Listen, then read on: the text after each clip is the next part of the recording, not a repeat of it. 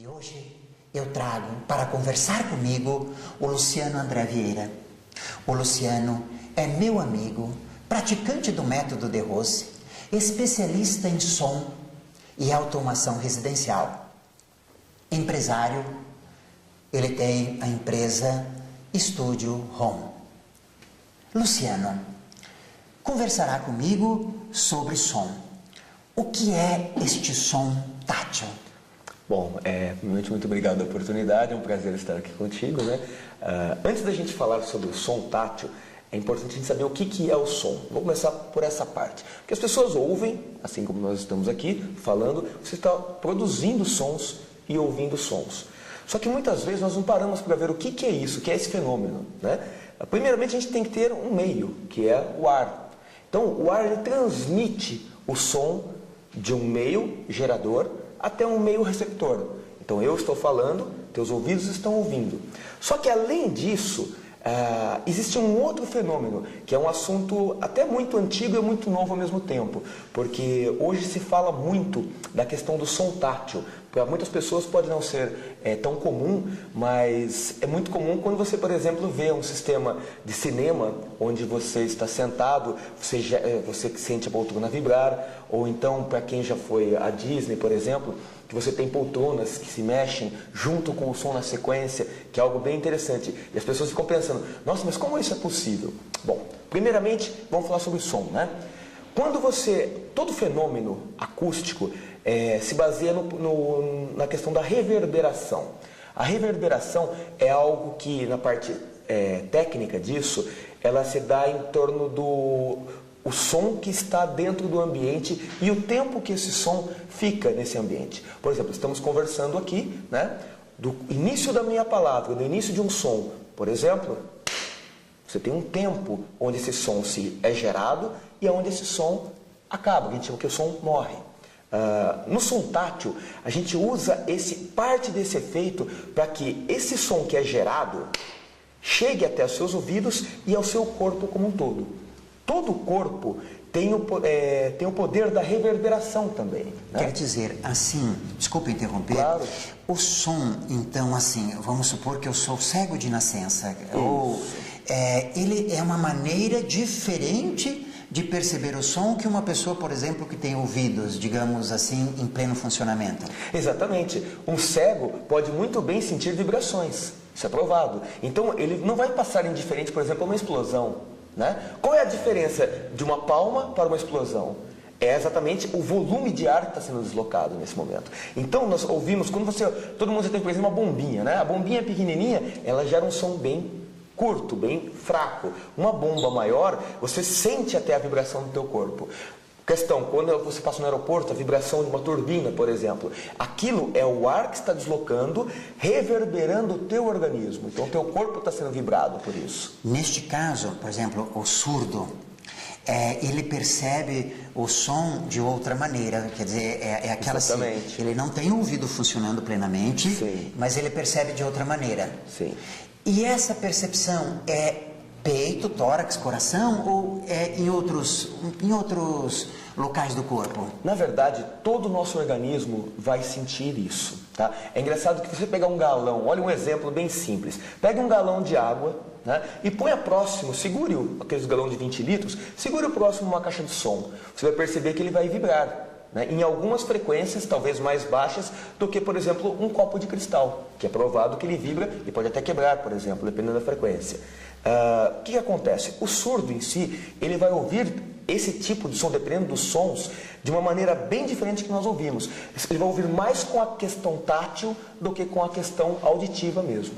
Então, quer dizer, as pessoas que de alguma maneira têm, porque é notório a ideia de que o cego tem um ouvido muito bem desenvolvido. Sim, quer exatamente. dizer, não importa se você é cego, que naturalmente tem um ouvido muito mais desenvolvido, ou se você é surdo, você ouvirá coisas diferentes, mas todos ouvirão, entre aspas, o som. Exatamente. Como funciona? Nós temos que ter em mente que cada pessoa tem uma distinção na questão auditiva. Então, nenhuma pessoa, assim como nenhum paladar é igual a outro, nenhum ouvido é igual a outro. Isso é uma coisa muito importante de se colocar, porque até o gosto musical é influenciado por isso. Uns que é muito, o tipo de som, a qualidade de som que está para um, não necessariamente está igual para outro. E aí eu queria fazer uma pergunta que para mim é interessante, que é a seguinte: o cego, ele tem naturalmente um ouvido mais desenvolvido. O surdo, ele trabalha de uma maneira diferente. Aí, a luminosidade afeta a percepção sonora. Imaginamos assim, uma pessoa que tem esses dois sentidos. Se eu coloco num ambiente mais luz ou menos luz, eu altero a minha percepção sonora ou não? Na verdade, toda sensação é feita do conjunto de funções que nós temos no organismo. Tecnicamente, isso não deveria alterar. Só que o teu cérebro vai te dizer, por exemplo, quando você ouve uma explosão e ao mesmo tempo vê um clarão, a condição cerebral muda totalmente. Então, aí muda a condição. Vamos dizer assim, nada melhor que ouvir um som e uma imagem boa ao mesmo tempo. É muito melhor, correto? Assistir a um show vendo os artistas é uma coisa, né? Ouvi-lo somente, a percepção é muito menor. Tá? Bom, caminhando por um lado mais prático, quais são os fatores fundamentais, assim, os mais simples para se montar uma boa sala de som? Em casa, eu quero assistir uma televisão de qualidade, eu quero colocar o meu aparelho de som de tal forma que eu sinta um pouco do som tátil. Que cuidados fundamentais a pessoa precisa ter para ter boa qualidade? Então, hoje em dia é muito difundida a condição, os produtos, por exemplo, né? Todo mundo já vai no mercado e vê, olha, eu quero comprar um home theater, né? Um aparelho lá de home theater. É até um aparelho, o nome, por ser em inglês, as pessoas nem o pronunciam corretamente, né?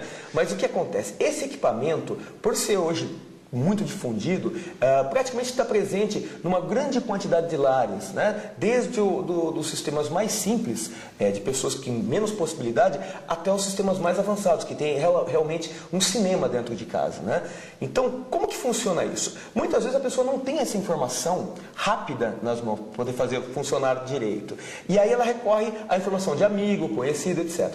Muitas vezes você pode ter essa sensação tátil, além da disposição das caixas, é claro. Numa sala, geralmente a gente considera uma sala ideal, que seria o formato de uma caixa de sapatos, né?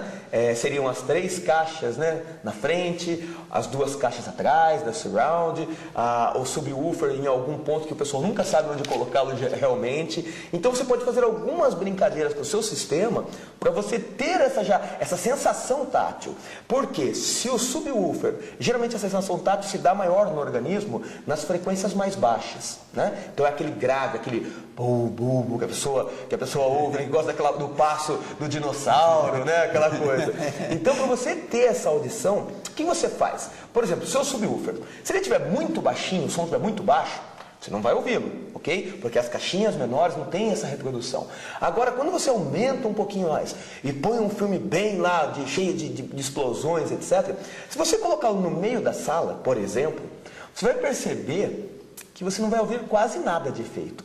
Por quê? Porque o fenômeno acústico também se dá em relação ao ambiente onde você está, né? Um ambiente pode estar muito reverberante ou pode anular tudo isso, que nós chamamos de fazer a anulação do som, né? O que você faz com isso? Pega o seu subwoofer, faz um teste.